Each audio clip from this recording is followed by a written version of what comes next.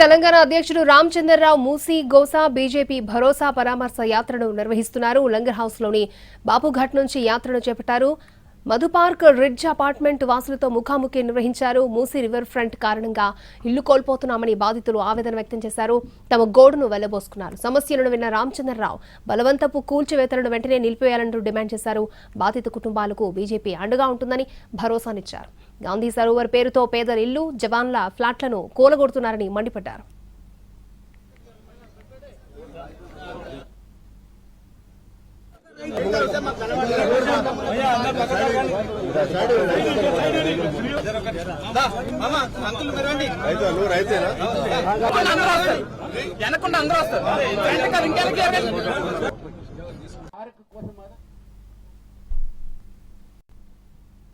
కోసం 4,000 కోట్ల రూపాయలు తీసుకుంటాం.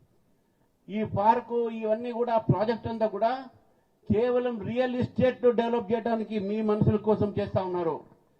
ఏషియన్ డెవలప్మెంట్ బ్యాంక్ నుంచి వచ్చిన నిధుల్లో మీ కిక్ బ్యాక్స్ కోసం చేస్తా ఉన్నారు. ప్రజల సంక్షేమం కోసం చేయట్లే. మూసి ప్రక్షాళన చేయండి, మేము సపోర్ట్ చేస్తాం, పూర్తిగా మేము సపోర్ట్ చేస్తాం. కానీ మూసి ఏదైతే ప్రవహిస్తుందో ఈ మూసి పక్కన ఉన్నటువంటి ఒక బఫర్ జోన్ పేరు మీద మధ్యవర్తి కుటుంబాల ఇళ్లు కూలగొట్టడం కానీ, బీద వాళ్ళ ఇళ్లు కూలగొట్టడం కానీ దాన్ని ఒప్పుకోం. ఈరోజు లక్షలాది మంది ఈ మూసి పక్కన బీద వాళ్ళు నివసిస్తున్నారు. మేము ఆ ఇళ్లలో పండుకున్నాం. మేము ఆ రోజు రాత్రి గవర్నమెంట్ దగ్గర ఇప్పుడు కూడా డిపిఆర్ లేదు.